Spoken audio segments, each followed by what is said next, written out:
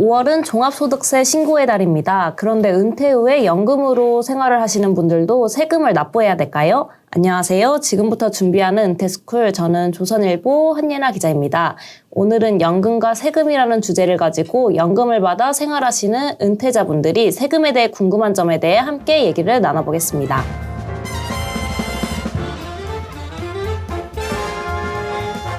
미래에셋 투자와 연금센터 김동엽 상무님 나오셨습니다. 안녕하세요. 안녕하세요. 당신의 노후 준비를 돕는 연금왕 우드셀러입니다. 반갑습니다. 예, 바로 본론으로 들어가 볼까요? 예. 네, 연금으로 생활하시는 은퇴자분들은 모두 5월 달에 종합소득세를 신고 납부해야 될까요? 그렇진 않고요. 종합소득세 신고하는 사람, 그러니까 은퇴해서 노령연금이나 뭐 각종 연금을 받는 사람이 모두 다 종합소득세를 신고해야 되는 건 아닙니다. 그래서 이 질문에 답하려면 이제 종합소득세 과세 대상 소득이 뭔지 좀 살펴봐야 될 것 같아요. 소득세법에서 이제 소득이라고 정의하고 있는 게 어떤 게 있냐 그러면 이자소득, 배당소득, 근로소득, 사업소득, 연금소득, 기타소득, 양도소득, 퇴직소득 이렇게 있습니다. 종류도 되게 많은데 이 중에서 이제 양도소득이나 퇴직소득 같은 경우는 양도소득은 부동산 사가지고 오랜 기간 보유하다가 팔았을 때 차익이 있으면 내는 세금이죠. 퇴직소득도 마찬가지로 입사부터 퇴직할 때까지 장기간에 걸쳐서 형성한 것을 퇴직할 때 수령하는 소득입니다. 이거는 장기간에 걸쳐서 받은 소득을 그 퇴직하는 해 아니면 부동산을 처분하거나 양도하는 해에 소득으로 보고 과세를 하는데 이거를 다른 소득하고 합산하면 오랜 기간 동안 형성한 소득을 한 해의 소득으로 보게 되는 거잖아요. 그렇게 되면 세부담이 너무 커질 우려가 있어서 퇴직소득하고 양도소득 같은 경우는 다른 소득하고 합산하지 않고 별도로 분류해서 과세합니다. 그래서 분류과세 대상 소득이라고 보시면 되고요. 그 외 나머지 이자, 배당, 근로, 사업, 연금, 기타 소득은 종합소득세 과세 대상 소득이라고 보시면 될 것 같습니다. 그러면 연금 소득이 종합 과세 대상 소득은 맞는 거네요? 그런데 연금에도 종류가 많은데 모든 연금 소득에 소득세를 부과하는 건가요? 보통 이제 연금 소득이라고 하면 이제 공적연금 소득하고 사적연금 소득으로 좀 나뉜다고 보시면 될 것 같아요. 국민연금을 예로 한번 들어보면 국민연금 가입자가 받는 급여 크게 보면 일시금하고 연금 두 종류로 나뉘거든요. 그 연금 같은 경우에는 노령연금이라는 게 있고요. 국민연금 가입자가 갑자기 장애를 당했을 때 생계를 보전하기 위해서 나오는 게 장애연금이라는 게 있고요. 국민연금 가입자나 노령연금 수급자가 사망했을 때 유족이 받는 게 이제 유족연금 이 세 종류가 있거든요. 이 중에서 노령연금에 해당되는 것만 이제 소득으로 보고 과세를 하기 때문에 이 부분 그러니까 노령연금 외에 이제 유족연금이나 장애연금 해당되시는 분은 공적연금을 수령한다고 하더라도 과세 대상은 아니다 이렇게 보시면 될 것 같습니다. 예, 상무님 그러면 일시금 급여에는 어떤 것이 있나요? 국민연금에서 받는 일시금은 크게 이제 반환일시금하고 사망일시금 두 종류가 있는데 반환일시금은 뭐냐 그러면 국민연금 의무가입 기간이 만 18세부터 60세까지잖아요. 근데 가입자가 노후에 연금을 받으려면 10년 이상 보험료를 납부를 해야 되거든요. 근데 60세가 되는 시점까지 보험료를 납부했는데도 가입기간이 10년이 안 되시는 분 있잖아요. 이런 분들 같은 경우에는 그때까지 납입했던 보험료에다가 이자 정도를 더해서 한꺼번에 수령하게 되는데 이거를 이제 반환일시금이라고 합니다. 사망일시금은 뭐냐 그러면 원래 이제 가입자가 사망을 하게 되면 유족한테 유족연금을 줘야 되는데 유족연금을 수령할 사람이 없는 경우들도 있을 수 있잖아요. 그런 경우에는 좀 더 넓은 범위의 유족한테 장제부조적인 성격으로 주는 게 이제 사망일시금인데 정확하게 정리를 해보면은 이제 유족연금, 장애연금, 사망일시금 같은 데는 세금을 부과하지 않고 노령연금에는 연금소득으로 보고 과세를 하고 반환일시금은 퇴직소득으로 보고 과세한다 이렇게 정리해 두시면 될 것 같습니다. 예, 그런데 은퇴 후에 연금으로 이제 생활을 하시는 분들 입장에서는 얼마 되지 않는 노령연금에까지 세금을 부과할 필요가 있느냐라고 말씀하시는 분들이 있을 것 같아요. 보험료를 납입을 할 때 소득공제를 받았기 때문에 그래요. 직장인들 연말정산 할 때 보면 네. 소득공제 항목 쫙 보면 제일 먼저 나오는 것 중에 하나가 뭐냐면 국민연금 보험료 납부한 거 소득공제를 해주잖아요. 그러니까 그 시기에 소득이 있는 시기에 보험료를 소득에서 빼버리는 거면 세금이 줄어들죠. 그리고 소득을 공제해 주는 대신 이거는 나중에 노령연금을 수령하는 시기에 세금을 내겠다. 그러니까 세금을 과세하는 시기를 뒤로 미루는 거죠. 상대적으로 낮은 세율 적용할 수 있게끔 해주는 게 이제 과세위원 제도라고 보시면 될 것 같습니다. 그러면 국민연금 보험료를 소득 공제해주기 시작한 것은 언제부터인가요? 한일 월드컵이 시작됐던 2002년도부터예요. 그러면 이제 어떤 문제가 생기냐라고 하면 소득 공제 안 받은 부분에 대해서도 우리가 과세를 해야 되느냐 말아야 되느냐 이런 문제가 또 발생을 할 수 있어요. 그래서 2002년도를 기준으로 해서 그 이전에 납입한 거에 대해서는 비과세를 하고 그 이후에 납입한 보험료에서 발생한 연금 소득에 대해서만 과세를 한다라고 보시면 될 것 같아요. 예, 상무님, 그런데 2002년 이후에 납부한 보험료 중에서도 소득공제를 받지 못한 것이 있지 않나요? 뭐 예를 들면 임의가입자 같은 경우에는 소득이 없어서 보험료를 소득공제에 받지 못하잖아요. 만약에 소득공제 받지 않은 금액이 있다. 그러면 그거는 과세 제외 기여금이라고 합니다. 소득공제 안 받은 보험료가 전부 다 사라지고 나면 그 다음부터 과세를 하게 되니까 이것도 이중과세 문제는 그렇게 피할 수 있다라고 보시면 될 것 같습니다. 그러면 과세 대상 연금소득이 있는 사람은 5월 달에 종합소득세 신고를 해야 되나요? 세금을 먼저 원천 징수하고 남은 금액만 지급을 합니다. 그럼 세금이 이미 처리가 된 거잖아요. 네. 그렇기 때문에 노령연금에 다른 소득이 별도로 없는 사람 입장에서는 그 원천 징수한 것만으로 과세가 끝납니다. 노령연금을 수령할 때 원천 징수는 구체적으로 어떻게 하나요? 연금 소득자에 대해서 소득세 공제 신고서를 같이 제출합니다. 그 소득이 기재된 내용을 보고 그거 기준으로 해서 세금을 먼저 계산하고 연금을 지급할 때 세금을 먼저 원천 징수하고 남은 금액만 지급을 합니다. 그러면 이제 세금 계산은 끝난 거잖아요. 근데 노령연금 수급자 입장에서 보면 이게 처음에 신고할 때랑 가족관계 변동이 생기거나 이거 공제 내역에 변동이 좀 있을 수 있죠. 네. 그런 경우에는 12월 달에 다시 한번 연금소득자 소득세 공제 신고서를 다시 한번 제출을 합니다. 아니면 혹시나 연금 신청할 때 저것이 제출하는 걸 깜빡하고 안 하신 분들도 마찬가지로 12월 달까지 다시 그 서류, 그러니까 연금소득자 소득세 공제 신고서를 제출을 하면 거기에 맞춰서 조정을 한번 해주게 됩니다. 그러면 노령연금 수령자도 연말정산을 하는 거네요. 그렇죠. 12월 달 되면 저렇게 이제 다시 신고를 하면 조정을 하는 거니까 연말정산을 한다라고 볼 수 있을 것 같고요.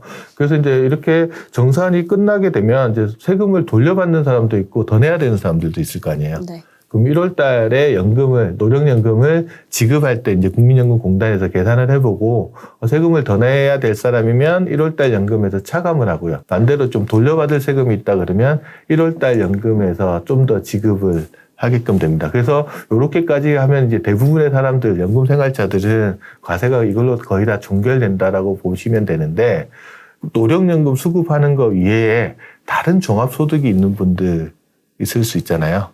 그런 분들 같은 경우에는 5월 달에 별도로 종합소득세 확정 신고를 해야 되고요. 또 과세대상 연금소득이 350만 원을 기준으로 해서 그거보다 소득이 작은 사람은 다른 소득이 있다고 해도 이제 연금소득에 대한 세금은 없기 때문에 연금소득을 종합소득세 신고할 때 별도로 신고할 필요는 없을 것 같습니다. 상무님, 근데 350만 원을 기준으로 종합소득 확정 신고 여부가 결정이 되는데 이거는 왜 기준이 350만 원? 왜냐하면 연금이라는 게 노후생활비 재원이기 때문에 세금을 과세할 때 연금소득에 너무 많은 세금을 부과하면 좀 그렇잖아요. 그래서 이제 일단 350만 원이 넘지 않는 경우에는 연금소득을 전액 다 공제하니까 세금이 없습니다. 과세 대상 연금소득 공제를 해주게 되니까 그 부분 제외한 금액만 연금소득으로 보고 세금을 낸다 이렇게 보시면 될 것 같습니다. 그럼 노령연금을 받을 때 세금은 대략 한 얼마 정도 내나요?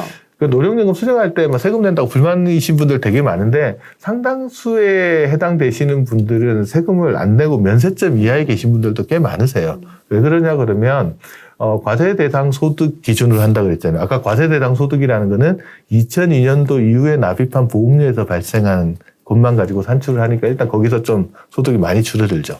그런 다음에도 이제 각종 공제가 많이 있는데 아까 말씀드렸던 연금소득 공제가 있고요.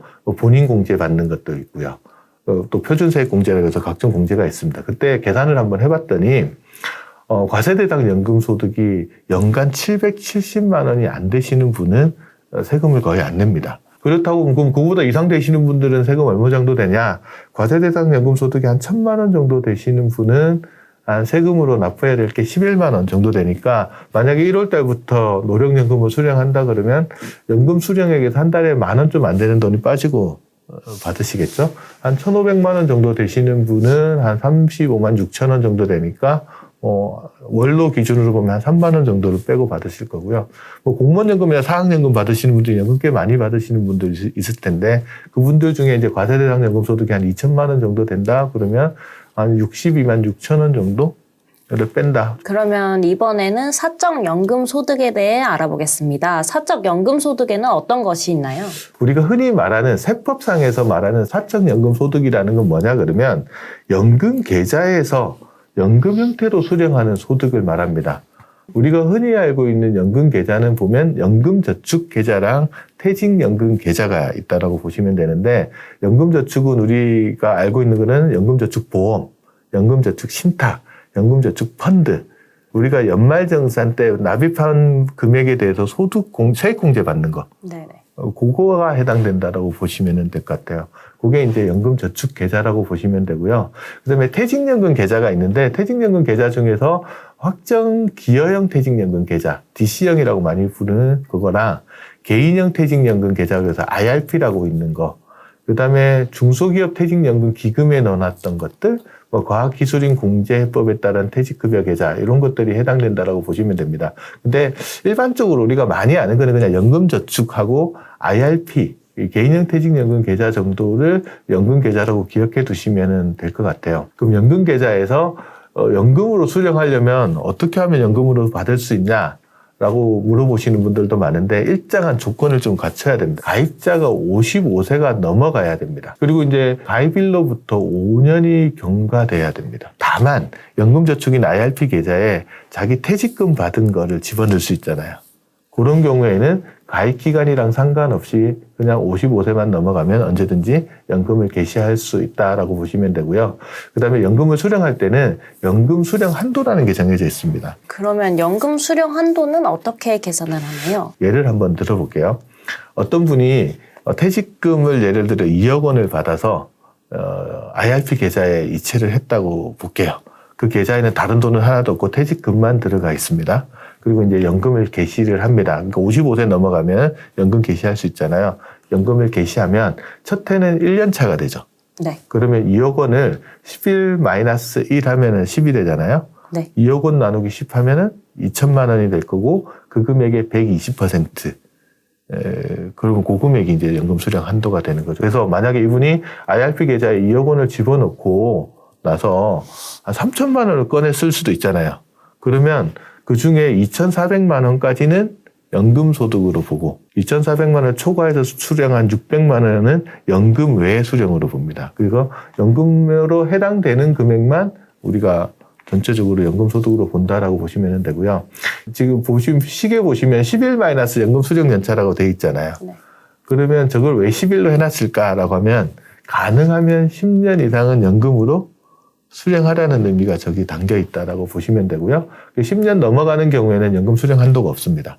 그래서 10년 이후가 되면은 11년 차부터는 전체를 이제 연금 소득으로 보신다고 보시면 될 것 같고, 그다음에 두 번째 주의해야 될 거는 뭐냐 그러면 2013년 3월 1일 전에 퇴직연금에 가입하신 분이 있을 수 있어요. 그분이 이제 자기 퇴직금 받은 금액을 전액을 다 연금저축이나 IRP 계좌로 이체를 하셨다. 그런 경우에 특히나 이제 DC형은 상관없는데 DB형 같은 경우에는 IRP 계좌로 자기 2013년 3월 이전에 가입했던 거를 전액을 다 넣으면 그분 같은 경우에는 첫 해가 1년 차가 아니고 6년 차가 됩니다. 같은 한도를 적용하더라도 2배까지 적용을 받기 때문에 연금소득으로 좀 더 많이 인정을 받을 수 있다. 그 다음에 또 기억하셔야 될 게 IRP 계좌나 연금저축 계좌를 내가 2013년 3월 이전에 가입한 게 있다. 그 경우에도 마찬가지로 연금 수령 연차가 6부터 시작해서 수령 한도가 2배로 늘어난다. 이걸 기억해 두시면 될 것 같습니다. 그러면 사적 연금 소득에 대한 과세는 구체적으로 어떻게 하나요? 연금저축이나 IRP 계좌에서 적립되어 있는 돈을 가지고 이제 금융회사에서 연금을 지급할 거 아니에요. 근데 연금저축 계좌에 들어있는 돈을 원천을 보면 크게 한 4종류가 있을 수 있습니다. 세액공제 받지 않은 돈, 세액공제 받은 돈, 그 다음에 이연퇴직 소득, 그 다음에 운용수익, 이 4종류의 돈이 이제 남아있을 수 있습니다. 그러면 이제, 연금수급자가 이제, 연금 주세요라고 이제 금융회사에 신청을 하면 금융회사가 어떤 돈부터 내주냐라고 하면 세액 공제 받지 않고 저축한 돈부터 내줍니다. 그럼 세액 공제 안 받았으니까 연금을 지급할 때 세금을 떼면 안 되겠죠. 만약 거기 세금 떼면 이중과세 문제가 발생을 하니까 일단 세액 공제 받지 않은 돈을 먼저 다 지급해주고 이 돈을 지급할 때까지는 세금을 내지 않습니다. 그러면 그 다음 순서로 뭐가 나가냐라고 하면 이연퇴직 소득이 나갑니다. 원래 퇴직소득세 내고 일시금 받을 때는 했어야 되지만 IRP 계좌나 연금저축계좌에 집어넣을 때는 세금을 안 뗐습니다. 그러면 여기서 연금 수령할 때는 세금을 얼마를 떼느냐? 원래 내야 되는 퇴직소득세율의 70%에 해당하는 세율을 냅니다. 예를 들어 어떤 분이 2억 원을 퇴직금으로 받았는데요. 이거를 원래대로 퇴직소득세 냈어야 되면 만약에 2천만 원을 세금 내야 되면 이분 퇴직소득세율은 10% 되잖아요. 근데 이분이 일시금 수령하지 않고 연금저축계좌나 IRP 계좌에 집어넣고 연금으로 수령한다라고 하면 10% 세율이 아니고 그 세율의 70%니까 10%의 70%면 7% 세율 적용하죠. 그리고 연금 수령 연차가 11년차가 더 넘어가는 경우에는 퇴직소득세율의 한 60%를 적용하니까 만약에 11년차 넘어갔다 그러면은 6% 아까 그분 같은 경우에는 적용받을 겁니다. 이런 식으로 해서 퇴직소득을 이제 재원으로 이제 연금을 지급을 하게 되고요. 퇴직소득, 그러니까 이연퇴직소득에 대해서 연금을 지급할 때는 그 금액이 아무리 크더라도 이건 무조건 다 분리과세합니다. 그러니까 퇴직소득 재원일 때는 이제 종합과세 걱정할 필요가 전혀 없다라고 생각하시면 돼요. 그래서 일단 퇴직소득 재원으로 한 게 다 지급이 끝나고 나면 이제 세액공제 받고 저축한 금액하고 운용수익을 재원으로 이제 연금을 지급할 차례가 되는데 이때는 이제 금융회사에서 이제 연금을 지급하면서 연금 수령 한도 내에서 지급하는 금액에 대해서는 연금소득세 3.3에서 5.5% 정도 세금을 떼고 이제 연금을 지급을 하게 됩니다. 그리고 만약에 연금 수령 한도를 초과해서 지급할 수도 있잖아요. 그런 경우에는 연금소득으로 보지 않고 초과 금액은 기타 소득으로 보고 한 16.5% 정도 세금을 내고 이제 지급을 한다. 여기까지가 이제 금융회사에서 세금 지급, 연금 지급하면서 과세하는 절차가 이렇게 이제 정리된다라고 보시면 됩니다. 근데 연금 소득이 많으면은 종합 과세하지 않나요? 종합과세에 해당되는 거는 뭐가 해당되냐면 내가 세액 공제 받고 납입한 금액하고 운용수익에서 발생해서 받았던 연금소득이 1,500만 원을 넘어가느냐? 만약에 넘어간다 그러면 연금소득 전체가 종합과세가 됩니다. 만약에 내가 다른 소득이 되게 많아요. 그래서 종합소득세율이 예를 들어 한 20% 넘어가시는 분도 있을 수 있잖아요. 그런 분 입장에서 만약에 저 소득을, 연금소득을 종합과세하게 되면 세부담이 많이 늘어날 수 있잖아요. 그런 경우에는 국세청에다가 나 그렇게 안 할래요. 나 이거 연금소득 부분에 대해서 그냥 분리과세하게끔 해주세요라고 하면 전체 소득을 16.5% 세율로 그 금액이 연금소득이 아무리 많더라도 16.5% 단일 세율로 과세를 해버립니다. 그러면 세부담이 그거보다 더 늘어나지는 않겠죠. 그래서 종합소득, 다른 소득이 많으신 분들은 고율 분리과세, 그러니까 16.5% 세율로 단일로 과세해달라고 신청을 하시고 만약에 세율이 16.5%보다 종합과세를 하더라도 낮은 세율 적용하시는 분들은 그냥 뭐 종합과세 선택하시는 게 맞을 수 있습니다. 그렇게 하시면 되는데 다른 소득이 전혀 없고 내가 세금을 돌려받을 수 있는 여지가 있는 사람들은 5월 달에 종합소득에 신고할 때 또 별도로 신고해서 금융회사에서 세금 낸 것들도 이제 돌려받을 수 있다. 그럼 연금 수령 한도를 초과한 경우에는 어떻게 과세를 하나요? 이럴 때는 이제 사유를 한번 좀 찾아봐야 되는데 일단 부득이한 사유에 해당하느냐. 만약에 법에서 정한 부득이한 사유에 해당되게 되면 한도를 초과해서 수령했다고 하더라도 그 금액을 연금 수령한 걸로 인정은 해줍니다. 일단 천재지변, 연금계좌 가입자가 사망하는 경우 아니면 해외로 이주하는 경우 이런 경우는 어쩔 수 없는 사정이잖아요. 다만 이제 또 부득이한 사유에 해당되는 경우에는 혼자서 말면은 금융회사가 그걸 알 수가 없잖아요. 네. 서류를 좀 제출해줘야 되는데 부득이한 사유에 해당되는 사유가 확인된 날로부터 6개월 이내에 연금계좌 취급하는 사업장에다가 증빙서류 같은 거 제출을 해주셔야 됩니다. 그럼 이런 부득이한 사유에 해당하지 않는 경우에는 어떻게 되는 거죠? 그런 경우에는 연금이 아니잖아요. 네. 연금 외 수령으로 보고 이제 과세를 하게 되는데 이때도 이제 소득 원천에 따라서 조금 차이가 납니다. 아까 말씀드렸듯이 세액 공제 받지 않는 돈은 뭐 부득이한 사유에 해당되든 하지 않든 이건 세금 원래 없는 거니까 세금 안 내는 거고요. 이연퇴직소득. 이건 아까 연금으로 수령하면 세금을 한 30%, 40% 감면받았었는데 그냥 불이익은 있는 건 아니고 한도 초과한 금액에 대해서는 원래 세율, 퇴직소득세율로 가세하고 분리가세하니까 이 부분 알고 계시면 될 것 같고요. 만약에 이제 세액공제 받고 저축한 금액이나 운용수익은 원래대로 금융회사에서 3.3에서 5.5 연금에 대해서는 과세를 했는데 이게 초과하는 금액, 그러니까 연금의 수령에 해당되면 16.5% 세율로 기타 소득세를 부과한다라고 보시면 됩니다. 요즘 젊은 부부들 사이에는 맞벌이가 대세라고 하는데요. 실제 맞벌이 가구 비율이 어떻게 되나요? 최근에 이제 통계청에서 발표한 맞벌이 가구 취업 현황 자료 이게 나왔는데 유배우 가구, 그러니까 배우자가 있는 가구 중에서 맞벌이를 하는 가구 비중이 한 절반 가량 되는 걸로 나타났어요. 이제 2023년 연말 기준으로 보면은 우리나라 이제 유배우 가구가 1,268만 7천 가구 그 정도 되는데 직전 연도와 비교해서 한 4천 가구 정도 좀 줄어든 거라고 보면 됩니다. 하지만 맞벌이 가구 비중을 보면 이제 611만 5천 가구 정도 돼서 직전 연도와 비교해서 한 26만 8천 가구 정도 증가했습니다. 그러니까 전체 유배우 가구 수는 줄어드는데 맞벌이 가구는 오히려 증가하는 모습들을 나타냅니다. 그래서 전체 유배우 가구에서 맞벌이 가구가 차지하는 비중을 보게 되면 2022년도에는 한 46.1% 정도 되고 2023년 연말 기준으로는 한 48.2% 정도 돼서 한 2.1%포인트 정도 상승했습니다. 부부 두 쌍이 있으면 한 쌍 정도는 맞벌이 한다라고 보면 될 것 같아요. 그럼 아무래도 가구주가 젊을수록 맞벌이하는 비중이 높을 것 같은데 요즘 그렇지는 않은 것 같아요. 이제 가구주 연령별로 한번 살펴보게 되면 50대가 191만 9천 가구로 50대가 제일 많습니다. 그리고 이제 다음으로는 40대가 162만 9천 가구. 그다음에 60대 더 많아요. 60대가 158만 7천 가구 순서로 나타나서 오히려 고령으로 갈수록 맞벌이 가구 수가 훨씬 더 많다 이렇게 볼 수 있는데 야 그거는 40대 50대가 숫자가 많아서 그런 거다. 네. 그리고 20대 30대들은 요즘 결혼도 잘 안 하고 비혼이 증가하면서 유배우 가구 자체가 적기 때문에 그런 거 아니냐. 그러면 이제 정확하게 한번 보려면 연령대별로 맞벌이 가구 비중을 보는 게 훨씬 더 좀 정확하게 볼 수 있는 거잖아요. 네. 그래서 15세에서 29세 유배우 가구 중에 맞벌이 비중이 한 52.6%?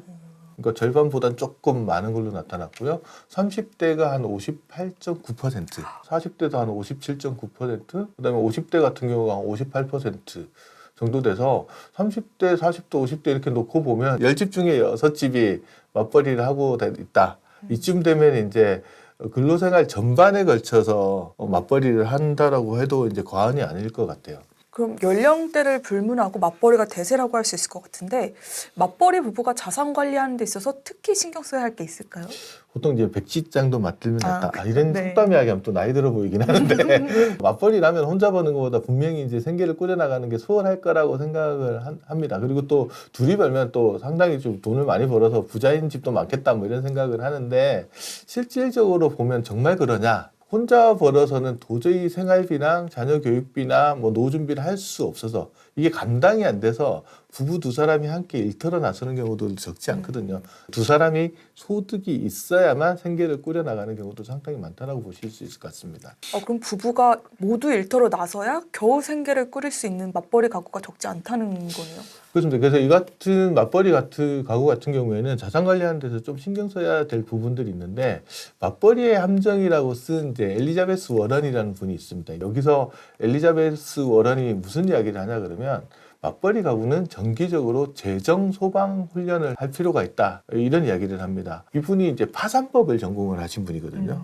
근데 파산 관련된 일을 계속 하다 보니까 이상하게 파산하는 가구 중에 상당수가 맞벌이 가구들이라는 거예요. 이 두 사람이 벌어야만 그 소득 가지고 생계를 꾸려 나가잖아요. 그것도 그 비용이 대부분들이 이제 학비나 자녀 교육비가 이런 거 많이 들어가는데 문제는 부부 두 사람 중에 한 사람이 경제적으로 문제가 생겼을 때, 아니면 질병이나 사고로 일을 못하게 된다거나 아니면 실직을 해가지고 더 이상 돈을 못 벌게 되면 한 사람 소득만 가지고는 그 지출을 감당할 수가 없잖아요. 그러면 이제 부채가 늘어나고 그 부채를 갚지 못해서 파산을 하는 경우들이 생겨날 수밖에 없거든요. 그래서 이런 부분들에 대해서 미리미리 좀 연습을 하고 준비를 해둘 필요가 있다. 우리가 화재가 발생하기 전에 소방훈련하잖아요. 마찬가지로 맞벌이 부부 같은 경우에도 이런 재정적인 문제가 발생하기 전에 미리미리 준비하는 재정 소방훈련들을 해둘 필요가 있다. 이렇게 이야기를 합니다. 지금 미국의 사례이긴 하지만 우리나라 중산층 부부에게도 해당할 수 있는 말이겠네요. 그렇습니다. 앞서 우리가 봤듯이 한 30대, 50대 가구 중에 한 60%, 10집 중에 6집이 맞벌이를 하는 상황이고 이들 중에 상당수가 이제 생활비나 자녀 교육비 감당하려고 맞벌이 전선에 나섰기 때문에 이런 분들이 조금 대비를 해둘 필요가 있습니다. 예를 들어서 부부 중에 한 사람의 실직을 했을 때도 우리 가게가 버틸 여력이 되느냐, 소득 상실에 대한 대비를 하고 있느냐. 사실상 실직을 하게 되면 바로 재취업을 할 수 있을 것 같지만 생각보다는 시간이 좀 많이 그렇죠. 소요되잖아요. 이 기간 동안 한쪽 소득만 가지고 살아야 되는데 여기에 대해서 어떻게 버텨나갈지에 대한 미리미리 좀 준비를 해줘야 되고 그럴 때 이제 우리가 파악할 게 비상예비자금 어느 정도 확보될 수 있느냐 아니면 내가 비상예비자금을 마련하기 위해서 추가적으로 저축할 여력은 어느 정도 내가 확보하고 있는 거냐 그리고 또 부채와 장기 할부 같은 것들 가지고 있는 것들 꽤 많으시잖아요. 네. 둘이 벌 때는 괜찮거든요. 그런데 한 사람 줄어들면 이거 상환하는 건 만만치 않습니다. 그래서 부채와 장기 할부 중에서 어느 것부터 좀 먼저 정리를 해 나가야 될지 하는 부분들도 파악을 해야 되고요. 그리고 대부분의 실직이 이제 어느 경우에 많이 발생하냐면 부부 중에 한 사람이 중대 질병에 걸리거나 사고가 발생해서 실직을 하는 경우들도 있습니다. 이 경우에 이제 소득만 상실되는 게 아니고 치료비도 발생하기 때문에 이중 부담이 발생하잖아요.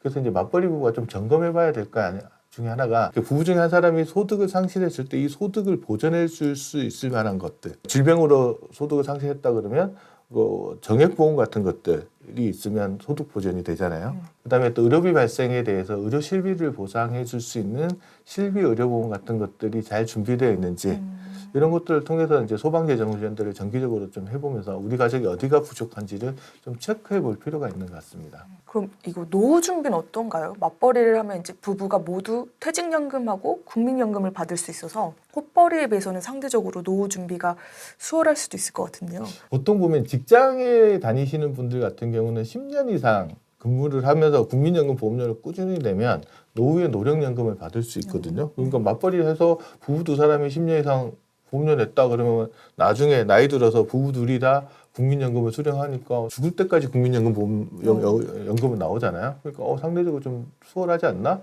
그리고 또 맞벌이 부부 같은 경우에는 퇴직금을 또 두 사람이 다 받기 때문에 이 부분도 또 소득 공백이나 이럴 때 활용하기 좀 수월한 부분들이 있고 또 연말정산 때 세액공제 받으려고 연금저축이나 IRP 꾸준히 또 납입하신 분들 같은 경우에는 부부가 각각 납입하셨다 그러면 그 돈도 적지 않은 돈들이라서 이것만 잘 준비를 해도 노후 생활을 하는데 어느 정도 적정할 거다라고 생각을 할 수 있을 것 같아요. 예. 그럼 현재 부부가 모두 국민연금을 수령해서 생활하는 부부는 얼마나 되나요? 소위 말해서 이제 이런 부부들을 연금 맞벌이를 한다라고 하거든요. 부부 두 사람이 다 연금을 네. 받는다고 해서 국민연금공단이 올해 1월 기준으로 발표한 자료가 있는데 남편과 아내 모두가 이제 다달이 국민연금을 타서 생활하는 부부 가구가 67만 2천 쌍 정도 된다고 집계가 됐어요. 뭐 적지 않은 양 같아요. 그리고 2019년 말 부부연금 수급자가 한 35만 5천 쌍인 것과 비교해 보면 4년 조금 넘는 기간 동안에 부부연금 수급자가 거의 1.9배, 거의 한 2배 가까이 증가한 거니까 앞으로는 더 많이 증가할 것 같습니다. 국민연금 특히 가입 기간이 늘어나면서 이제 부부가 받는 연금액이 또 늘어나잖아요. 그런데 실질적으로 부부가 받는 연금을 합쳐가지고 월 300만 원이 넘는 경우도 꽤 많은 것 같아요.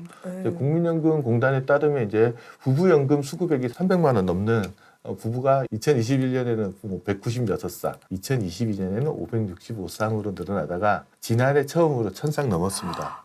1120쌍 정도가 된다라고 이제 발표를 했었는데 물론 뭐 전체 국민연금 수급하는 가구에 비하면 그렇게 많은 건 아니지만 증가하는 속도를 한번 보실 수가 있을 것 같고요. 부부가 노후에 생활하는데 적정 생활비 기준이라는 게 있어요. 그게 이제 월 324만 원 정도라고 통상 이야기를 하는데 그러면 월 300만 원 정도 부부가 연금을 받으면 노후 생활을 하기 뭐 이게 풍족하다 이렇게 말할 수는 없어도 이 정도면은 뭐 적정하게 살아갈 수 있지 않나? 아주 부족하지는 않은 상황이라서 이 300만 원 기준이 좀 상당히 중요한 부분인 것 같습니다. 다만 이제 이거 가지고 또 침소붕대해가지고 뭐 국민연금만 가지고 맞벌이 하면은 다 살 수 있는 것처럼 하는 거는 아닌 것 같아요. 연금 맞벌이 하는 부부의 평균 연금 수급액을 보면 2019년에는 76만 3천 원 정도, 그리고 2024년 1월 말 기준으로 봤을 때 한 103만 원 정도 되니까 적정 노후 생활비를 확보하려면 저 국민연금 이외에 퇴직연금이라든가 뭐 개인적으로 연금을 더 든다거나 하는 방법을 통해서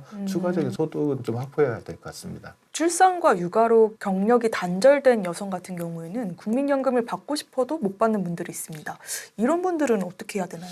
일단 국민연금 가입자가 노후에 노령연금을 수령하려면 최소 10년 이상 보험료를 납입해야 됩니다. 다행히 직장 다닐 때 냈던 보험료가 10년치 이상이 되면은 노령연금을 받을 자격이 있겠지만 그렇지 않은 분들이라면 좀 다른 방법을 생각해 봐야 되는데, 우선 생각할 수 있는 게 임의가입제도. 전업주부는 원래 이제 국민연금을 의무적으로 납입해야 될 필요는 없지만 스스로 공단에다 신청하고 보험료를 납입하는 게 임의가입이라서, 이런 임의가입 제도를 통해서 가입 기간을 좀 늘리는 방법이 있고요. 그다음에 임의가입을 하고 나면 경력 단절되고 나서 임의가입까지 사이에 비어있는 기간들이 있잖아요. 이 기간들에 대해서 추후 납부를 해서 그 기간도 살려낼 수 있죠. 그러면 이제 과거 경력 단절되기 전에 냈던 보험료 납입 기간, 추후 납부 기간, 임의가입 기간을 합치면 가입 기간이 늘어나니까 많지는 않더라도 연금액을 좀 늘릴 수 있는 방법들이 될 것 같아요. 다만 이제 추후 납부는 최장 한 119개월치 정도 할 수 있기 때문에, 또 보험료 납입이 좀 부담스러우신 분들은 한 60개월에 걸쳐서 이제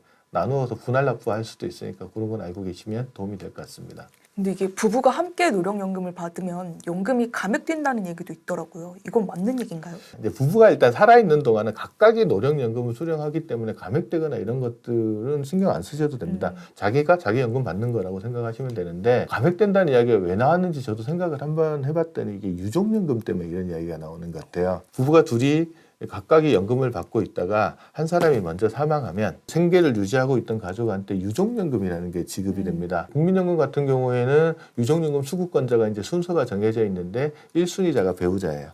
그럼 배우자한테 자신의 유족연금이 돌아가는데, 뭐 국민연금 가입 기간이 20년 이상 되시는 분들은 자기 받던 연금의 한 60% 정도를 유족연금으로 주게끔 되거든요. 그런데 부부가 각각 연금을 받고 있다가 이분이 돌아가셔서 유족연금이 발생한 거잖아요. 근데 이 유족연금을 받는 배우자는 자기 연금도 있잖아요. 근데 현행 국민연금법에서는 본인의 노령연금하고 배우자가 사망해서 나오는 유족연금을 동시에 수급할 수 없다. 그러니까 중복 수급을 금지하는 조항이 있어요. 그러면 둘 중에 하나를 선택을 해야 돼요. 유족연금을 선택하는 경우에는 본인이 받던 노령연금 못 받아요. 그리고 유족연금을 포기하게 되면 포기한 유족연금의 30%를 자기 연금에 얹어주게끔 되거든요. 그러면 예를 들어 이렇게 볼게요. 제가 150만 원 정도 연금을 받고 있고 배우자가 한 100만 원 정도 연금을 받는다고 칠게요. 국민연금 가입 기간 제가 20년이 넘어가요. 제가 사망을 하게 되면 유족연금이 60%가 나오면은 150만 원에 60%면 90만 원 정도 되잖아요. 그걸 이제 배우자가 받아야 되잖아요. 근데 배우자는 자기 연금이 100만 원 있는 상황이죠. 그럼 둘 중에 하나를 선택해야 되는데 유족연금이 자기 연금보다는 작으니까 이거를 포기할 거라고요. 그러면 포기한 90만 원의 30%, 그러니까 27만 원을 자기 연금에 얹으면 127만 원 정도의 연금을 받게 됩니다. 여하튼 이렇게 받게 되는데, 이게 선택을 하나 해야 되고 감액이 되다 보니까 부부가 연금 받으면 연금 줄어드는 거 아니야? 이런 이야기가 나온 건데, 둘이 살아있는 동안은 각각 연금을 받기 때문에 그런 문제는 없다. 다만 이제 한 사람이 사망했을 때 유족연금하고 본인 노령연금 중에 중복 수급이 안 되는 부분들 때문에 이런 오해는 있을 것 같다라는 것들은 말씀드립니다. 그 유족연금 수급과 관련해서 공무원 연금이나 사학연금 수급자와 비교하면 국민연금 수급자들이 불리하다는 얘기가 있더라고요. 공무원연금과 사학연금 가입자가 사망했을 때도 유족연금이 지급되고, 이제 유족연금 수급 순서가 민법상의 상속 순서대로 적용이 되거든요. 민법의 상속 1순위가 직계 비속과 배우자, 그러니까 배우자랑 자녀가 수령하는데 자녀는 19세 미만인 자녀만 해당됩니다. 그래서 자녀가 이미 19세가 넘어간 경우에는 이제 배우자가 단독으로 수령합니다. 그러면 이제 이 부분은 이제 배우자가 받는 것까지 이제 비슷하잖아요. 이제 금액의 문제인데, 공무원연금이나 사학연금은 유족연금을 어느 정도 주냐면 가입 기간하고는 상관없이 60% 정도가 나옵니다. 국민연금은 가입 기간하고 관련이 있어요. 예를 들어서 국민연금 가입 기간이 10년이 안 되신 분이 사망했을 때는 받던 금액의 한 40% 정도, 10년에서 20년 정도 가입 기간이신 분이 사망하면 50%, 20년 이상이면 60%를 주게끔 돼 있어서 이 가입 기간에 따라서 퍼센티지가 좀 달라지잖아요. 저 부분이 공무원연금이나 사학연금하고 조금 차이가 나는 부분들도 있고, 두 번째는 아까 중복 수급이 안 된다고 했잖아요. 공무원 부부들 같은 경우 사망을 하게 되면 원래 60%가 유족연금이 나와야 되는데 30% 정도만 나옵니다. 줄어드네요. 그래서 예를 들어서 줄어들기는 하지만 둘 중에 하나만 선택해야 되는 건 아니잖아요.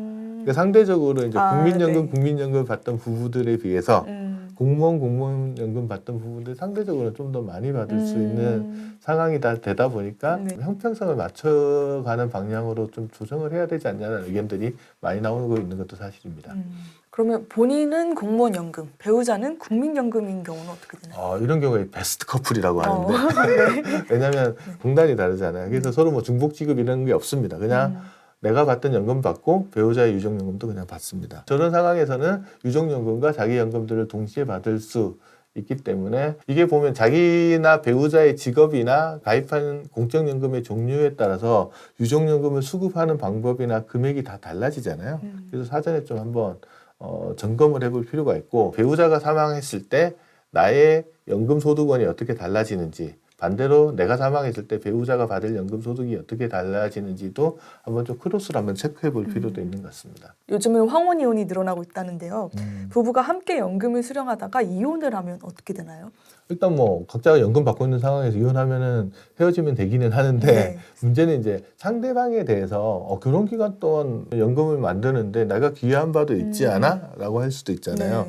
그래서 상대방이 받는 연금에 내 기여한 분들을 돌려달라고 분할을 청구하는 제도가 있습니다. 조건은 어떻게 되냐 그러면 같이 연금 불입한 기간이 5년 이상 돼야 되고요.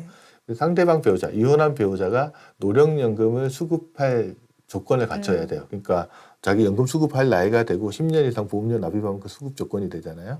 그리고 자기도 노령연금을 수급할 나이가 되면 이혼한 배우자가 받는 연금 중에서 내가 기여한 부분을 나눠달라고 청구를 하는 거죠. 예를 들어서 어떤 부부가 있는데 이혼한 배우자가 국민연금을 30년을 납입했다고 쳐볼게요. 그래서 150만 원의 연금을 받는데 나랑 같이 산 기간이 20년이에요. 그러면은 30년 중에 20년은 내가 기여한 부분이 분명히 있죠. 그럼 150만 원의 3분의 2면은 100만 원이 공동으로 만들어낸 거잖아요. 그 중에 절반, 한 50만 원 정도는 분할연금을 청구하면은 돌려받을 수 있는 거죠. 이제 일반적으로는 절반 정도가 청구를 하면 돌려받을 수 있는 거고, 법원의 판결이 있거나 아니면 양자 간의 합의가 있는 경우에는 그 분할 비율을 좀 조정을 할 수는 있습니다. 이게 부부가 함께 연금을 수령하는 부부들이 늘면서 요즘 은퇴한 부부들 사이에서도 연금 관리 방법에 변화가 일어나고 있다는데요. 현재 맞벌이 하는 부부들 잘 보시면 예전에는 맞벌이 부부들이라고 하더라도 남편이 받는 월급, 아내가 받는 월급 합쳐가지고 가계 재정을 공동으로 꾸려가는 가구들이 예전에는 많았었는데 요즘은 각자 도생합니다. 내 월급 있고 배우자 월급 있고 그다음에 부부가 공동으로 생활하는데 들어가는 비용은 따로 공동비용이라 해서 떼서 거기서 공동생활비 쓰는 경우들이 되게 많거든요. 일반적으로 그래서 재정을 잘 통합하지 않는 게 요즘 맞벌이 부부들 추세예요.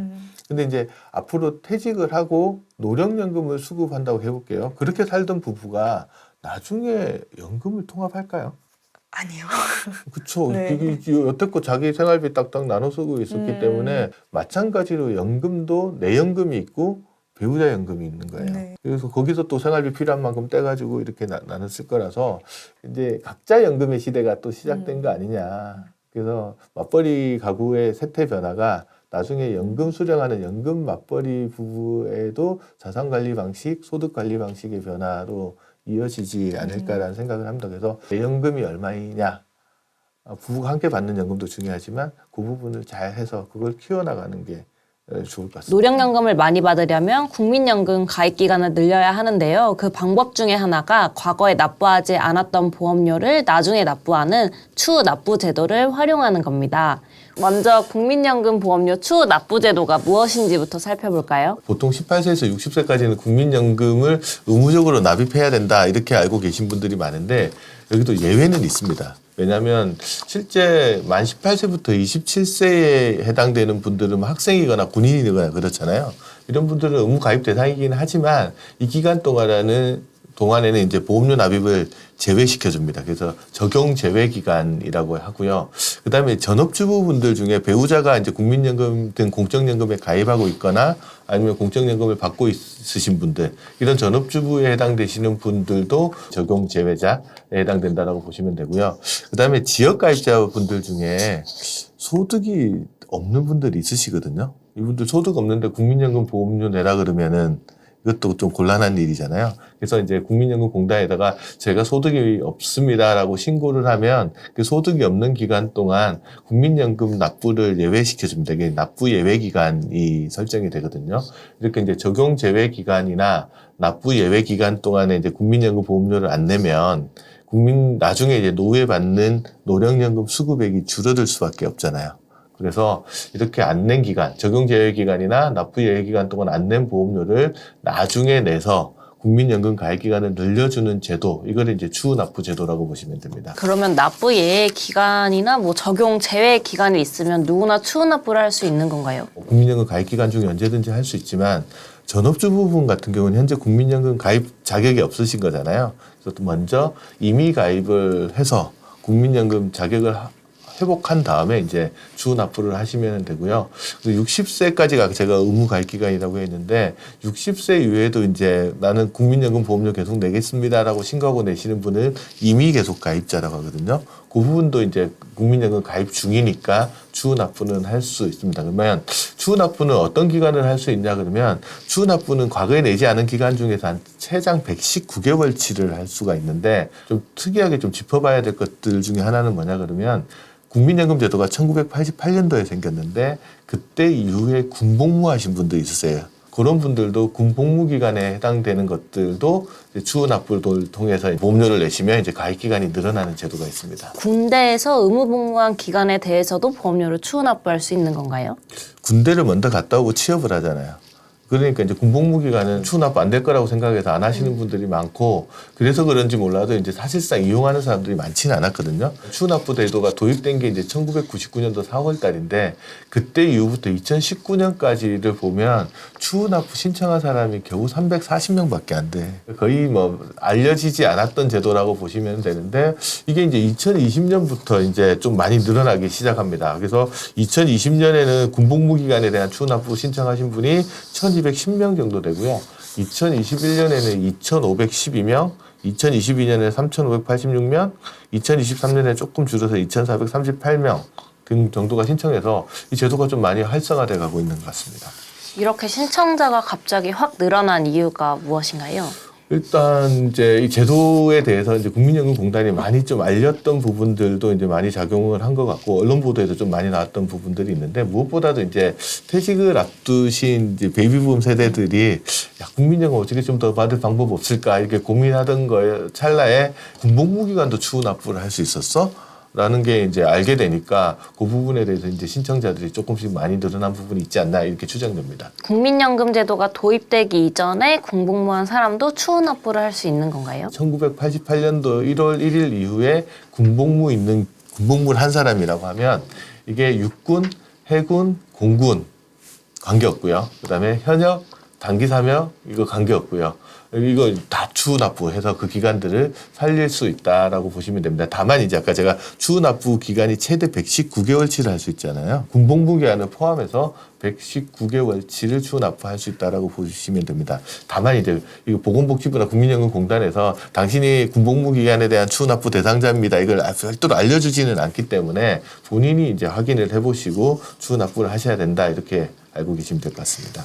국민연금 가입하기 전에 군복무를 한 사람은 추후 납부를 할 수 없게 되는 거 아닌가요? 오해의 소지가 있고 그렇게 잘못 알고 있는 사람이 정말 많습니다. 그래서 왜 그러냐 그러면 납부 예외 기간이나 적용 제외 기간에 추후 납부하시는 분은 그 전에 가입 기간이 있거든요. 그리고 지금 현재 새로 가입했으면 그 중간에 비어 있는 기간들을 추후 납부를 하기 때문에 과거에 납부하는 기간이 있어야 되는 거 아니냐 이렇게 생각하시는 분들이 되게 많으세요. 하지만 예외적으로 군복무 기간에 해당되는 부분들은 과거에 납부한 기간이 없더라도 이제 현역이나 단기 사병으로 복무했던 그 기간을 추후 납부해가지고 보험료 납입 기간을 늘릴 수 있습니다. 예, 그럼 선생님 추후 납부 신청을 하면 보험료는 얼마나 내야 하나요? 추후 납부를 신청하는 달에 자기가 내고 있던 보험료 있죠.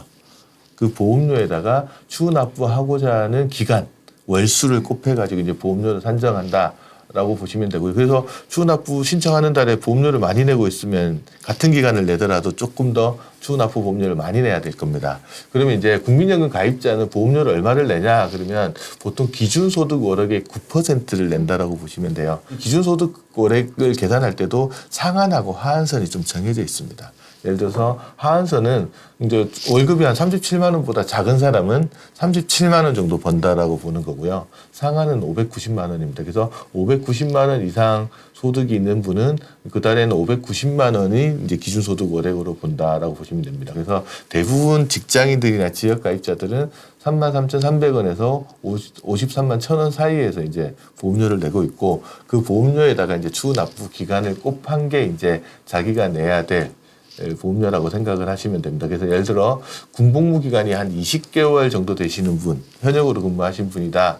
이분이 이제 추후 납부를 한다라고 가정을 해볼게요. 이분이 이제 추후 납부를 신청한 달에 590만 원 이상의 소득이 있었다. 이러면 53만 1,000원을 보험료로 내고 있었을 거 아니에요. 그 금액에 20개월치를 곱하게 되면 1,062만 원을 추후 납부 보험료로 납부해야 됩니다. 1,000만 원 좀 넘는 금액이라서 상당히 좀 부담스러울 수 있고 이거 한꺼번에 내야 되냐 이렇게 물어볼 수도 있으신데 추후 납부는 한꺼번에 보험료를 납부하셔도 되고 금액이 좀 큰 경우에는 최장 60개월에 걸쳐서 분할 납부할 수도 있습니다. 이 경우에는 이제 정기예금 이자율이 조금 가산되기 때문에 이자 부담은 조금 늘어난다라고 보시면 되고요. 그리고 추후 납부 보험료는 이제 납부 신청한 달 다음 달 11일에서 15일 사이에 이제 고지서가 나가게 되면은 이제 말일까지 납부하시면 됩니다. 미납할 경우에는 한 해에 대해서 이제 미납 내역에 대한 안내를 해주는데 체납 처분 같은 건 하지는 않습니다. 그럼 소득이 많은 분들은 재직 중에 추후 납부를 하시면은 보험료 부담이 크시겠네요? 그렇죠. 이제 내가 이번 달에 53만 1,000원의 국민연금 보험료를 납부하고 있는데 물론 회사가 반내주고 내가 반내면 이제 절반 정도를 보험료를 낼 겁니다. 하지만 이제 추후 납부는 회사 납입금하고 내가 나는 부분들을 합친 금액 보험료에다가 추후 납부 기간을 곱해서 산정을 하니까 소득이 한 590만 원 넘는 분들은 그때 추후 납부하면 보험료 부담이 상당히 클 겁니다. 그래서 이제 어떤 분들이 계신다면 지금 하는 것보다는 좀 시기적으로 내가 소득이 좀 줄어들었을 때 예를 들면 직장인들 중에 임금 피크 적용 받으시는 분 있잖아요. 그럼 임금 피크로 급여가 좀 줄어든 시점에 추후 납부를 하는 게 좀 더 낫지 않을까? 이렇게 생각하시는 분도 있고요. 아니면 차라리 퇴직하고 나서 임의 가입을 하거나 임의 계속 가입을 할 때는 보험료를 내가 정할 수 있거든요. 그럼 차라리 보험료를 낮게 책정한 다음에 추후 납부를 하게 되면 낮은 보험료를 내고 가입 기간은 늘릴 수 있지 않냐. 그래서 이렇게 이제 가입 기간을 늘리는 전략들을 소득이 좀 낮은 기간에 하시려고 하시는 분들도 계신 것 같습니다. 보험료를 많이 내야지 나중에 연금도 더 많이 받을 수 있는 거 아닌가요? 내가 소득이 줄었을 때 군복무 기간이나 다른 기간에 대한 추후 납부를 하게 되면 가입 기간은 늘어나지만 소득이 작은 걸로 신고가 되는 거잖아요. 상대적으로 늘어나는 금액이 좀 줄어들 수는 있습니다. 그래서 이제 어떤 전략들을 쓰느냐, 그럼 차라리 나 여유가 된다 그러면 차라리 좀 소득이 많을 때 추후 납부를 하겠다 이러시는 분도 계시고요. 전업주부분들이나 이런 분들 중에는 이런 분들 계세요. 차라리 그러면 내가 임의 가입하면서 보험료를 최고 금액으로 책정을 합니다. 그럼 53만 1,000원을 낼 거 아니에요. 그럼 소득이 최고 높은 시기에 추후 납부를 해서 나중에 연금액을 좀 더 많이 가져가려고 하는 전략을 쓰시는 분들도 있으세요. 근데 그렇게 하시면 문제가 좀 있습니다. 뭐가 문제냐 그러면 이렇게 추후 납부제들을 일부에서 이제 고소득자들이 재테크 수단으로 좀 활용하는 부분들이 있어서 이 부분에 대해서 이제 제약 요건을 좀 두고 있습니다. 임의 가입자나 임의 계속 가입자 같은 경우에는 추후 납부를 신청하면 자기가 그달 내고 있던 보험료에 추후 납부 기간을 곱해서 보험료를 내는 게 아니고 상한선을 두고 있습니다. 상한선이 뭐냐 그러면 추후 납부 신청한 달에 내가 내는 보험료가 국민연금 전체 가입자의 평균 소득에 해당하는 A값의 9%보다 많은 경우 그거보다 많은 보험료를 임의 가입자나 임의 계속 가입자가 그 달에 납부하고 있다 그러면 상한이 26만 9,010원이 됩니다. 그러면 그 금액에다가 추후 납부할 기간을 곱해가지고 보험료, 추후 납부 보험료를 산정하게 돼 있다. 그래서 이제 재테크 수단으로 좀 많이 활용하시는 부분들에 대한 약간의 제약 요소들은 두고 있다 이렇게 보시면 될 것 같습니다. 그럼 군 복무 기간에 안 낸 보험료를 추후 납부하면은 연금액은 얼마나 늘어나게 되는 이게 뭐 거예요? 사람마다 각각이 네. 다릅니다. 왜냐하면 추후 납부할 기간도 다르고요. 그때 추후 납부할 당시에 소득도 다르고 소득이 달라지면 보험료도 달라지잖아요. 또 추후 납부하는 시기에 따라서 지금 현재 이제 소득 대체율도 조금씩 달라지기 때문에 일괄적으로 얼마가 늘어난다. 이렇게 뭐 예시하는 거는 좀 단언해서 말할 수는 없는 것 같고, 여기서는 이제 이해를 돕기 위해서 예시 같은 거 하나 정도 들어보면, 예를 들어 월급이 한 300만 원 정도인 직장인이 2021년 1월부터 2030년 12월까지 한 10년간 국민연금 보험료를 납입했다고 가정을 해볼게요. 이 부분이 이제 군복무 기간 2년에 대한 보험료를 추후 납부한다. 그러면 어떻게 되냐? 그럼 이분이 이제 추후 납부할 보험료가 얼마가 되냐면 300만 원의 9% 그리고 2년이니까 24개월치잖아요. 그거 계산해 보면 648만 원 정도 됩니다. 그리고 이분이 65세부터 받는 연금액을 현재 가치로 생각하면은 월 28만 6,680원에서 이게 추후 납부로 해서 늘어나는 금액이 어느 정도 되냐면 34만 6,920원 정도로 늘어나게 되니까 20년간 국민연금 보험을, 그러니까 노령연금을 받는다고 가정하면 군복무 기간에 추납하지 않았을 때랑 비교했을 때보다는 1,445만 7,600원 정도를 더 받게 되는 거죠. 아까 제가 추납보험료로 내는 금액이 648만 원 정도 된다고 했으니까 2년 군복무 기간에 대한 추후 납부를 하게 되면 20년간 연금 수령한다고 했을 때 한 2.2배 정도 더 받게 되니까 이거는 괜찮지 않나 이렇게 생각해 볼 수 있을 것 같습니다. 근데 소득이 많은 사람은 보험료를 더 내고 연금은 덜 받는다고 하던데 이게 맞나요? 국민연금이 이제 복지제도 일종이기 때문에 세대 내에서 소득 재분배하는 기능들을 가지고 있습니다. 그래서 상대적으로 소득이 적은 사람은 보험료 낸 것보다, 그러니까 고소득자에 비해서 낸 보험료에 대비해서 받는 연금액이 상당히 많거든요. 반대로 이제 고소득자인 경우에는 상대적으로 조금 덜 받습니다. 그래서 고소득자인 경우에는 이거 추후 납부, 군복무 기간 추후 납부 해봐야 그렇게 큰 혜택이 없지 않냐, 이렇게 물어보시는 분도 계셔서 이제 예시를 제가 좀 한번 들어서 설명을 한번 해보겠습니다. A 씨 같은 경우가 이제 1997년도에 회사에 입사해서 국민연금 보험료를 쭉 내고 계십니다. 대기업에 입사하신 분 같은데, 이분이 이제 입사 이전에 한 1년 6개월 정도, 한 18개월 정도 방위 복무? 단기 사병으로 복무를 하셨나 봐요. 현재 급여는 한 590만 원보다 많아서 국민연금 보험료로 회사가 낸 거나 본인이 낸 거 합쳐서 53만 1,000원 정도를 내고 있습니다.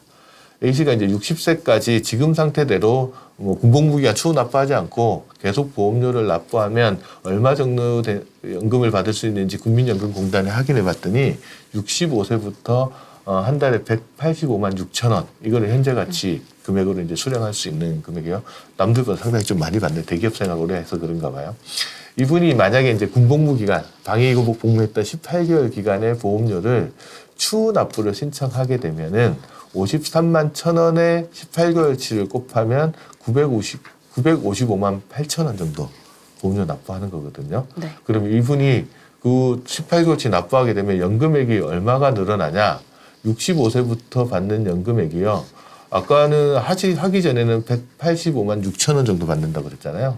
이 18개월치 추후 납부하게 되면 65세부터 한 달에 191만 8천 원 정도 받습니다. 그러니까 6만 2천 원 정도 연금액이 더 늘어나는데, 이게 6만 2천 원 이렇게 이야기할 수 있지만 매달 6만 2천 원을 더 받는 거고요. 또 연금액은 물가 상승률에 따라서 또 늘어나잖아요. 그런 부분까지 감안하면 혜택이 적지 않다라고 볼 수 있고요.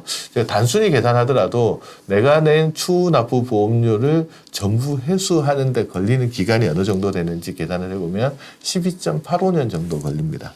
그럼 65세부터 받으니까 78세 정도가 지나가면 자기가 낸 보험료는 다 회수하는 거고요. 그 이후에는 더 받는다는 거라고 보시면 될 것 같아요. 그래서 만약에 이 씨가 20년간 노령연금을 수령한다라고 하면 누적연금 수령액을 추후 납부하지 않을 때랑 비교해보면 한 1,488만 원 정도 더 받는 거거든요. 그 보험료 대비해서, 추납보험료 대비해서 한 1.5배 정도 되는 금액을 더 받는 거다, 이렇게 보시면 될 것 같습니다. 그럼 군 복무 기간에 외에 대학생 때 납부하지 않은 보험료를 추후 납부할 수 있는 방법은 없나요? 그렇죠. 보통 아까 제가 만 27세 미만인 분들은 국민연금 의무 가입 대상이 아니라서 적용 제외자라고 하셨잖아요. 그중에 이제 군복무 기간도 들어갈 거고 군복무 기간 말고 뭐 고등학교, 대학교 때 이 소득이 없는 기간 동안 안 내는 기간도 있을 텐데 이때 거는 할 수 있느냐라고 하면 만약에 이분이 그 전에 재직을 하셨다가 다시 학교를 갔거나 이렇다면 모르겠는데 그렇지 않고 재직 경험이 전혀 없는 상태로 국민연금 가입 기간이 경험이 전혀 없다라고 하면 그 기간에 대해서는 추후 납부할 수 없습니다. 그냥 단순히 군 복무 기간에 대해서만 할 수 있다. 그렇게 기억하시면 될 것 같습니다. 만약에 이제 이런 경우 있어요. 부모님들이 만 18세가 되시면 국민연금을 이미 가입해 주시는 부모님이 있으세요. 그래서 한 달치 정도 보험료를 내주고 그 다음에 안 내시는 분들이 있거든요. 그러면 과거에 가입했던 경험이 있죠. 그리고 취업을 해서 현재 가입한 상황이라고 하면 가운데 부분에 대해서 추후 납부하는 것은 가능한데 과거에 납입한 경험이 전혀 없다 그러면 학생 시절에 안 냈던 것들은 하기가 어렵습니다. 그럼 추후 납부 보험료도 소득공제가 되나요? 추후 납부 보험료도 당연히 소득 공제를 받을 수 있는데 단 직장 가입자나 지역 가입자인 경우는 연말 정산을 하거나 5월달에 종합소득세 신고하면서 소득 낸 부분들 그 세금을 내잖아요. 종합소득세 세금을 내기 때문에 그 부분에 대해서 소득 공제 혜택이 있을 것 같은데 소득이 전혀 없으신 임의 가입자 아니면 이미 계속 가입자 같은 경우는 소득 공제를 받고 싶어도 세금을 안 내시는 분이기 때문에 이제 소득 공제를 받으실 수는 없습니다. 근데 이제 직장 가입자나 지역 가입자 분들 중에 제가 아까 어떤 이야기 들었냐 그러면 소득이 많을 때 추후 납부를 하게 되면 보험료 부담이 크다라고 이야기를 드렸잖아요. 근데 반대로 역으로 이용하시는 분도 계세요. 어떤 분들이 올해는 성과가 좋아가지고 경영 성과급이나 보너스 같은 거 상당히 많이 받는 분들 있죠. 이분들 같은 경우는 그의 소득세를 많이 내야 되잖아요. 네. 이런 분들 같으면 군복무 기간에 대한 추후 납부를 그때 하는 겁니다.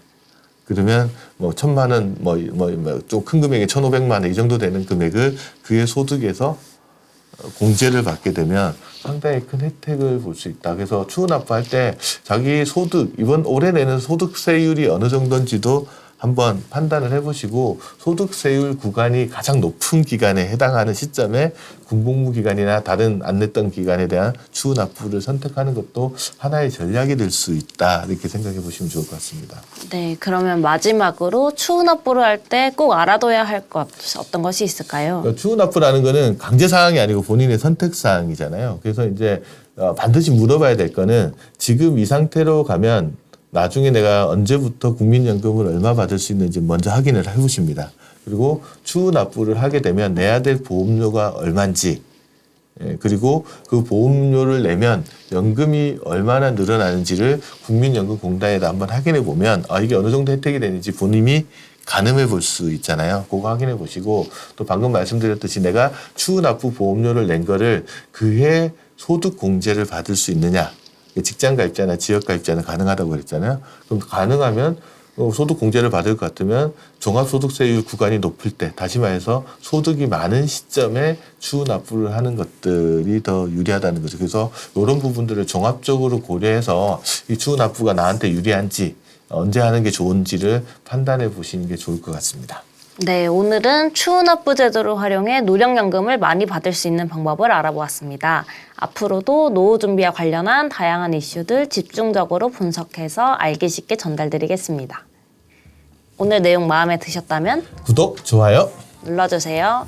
감사합니다. 감사합니다. 은퇴 준비하면서 궁금한 점이 있다면 댓글로 알려주세요. 무드셀러가 답변해 드립니다.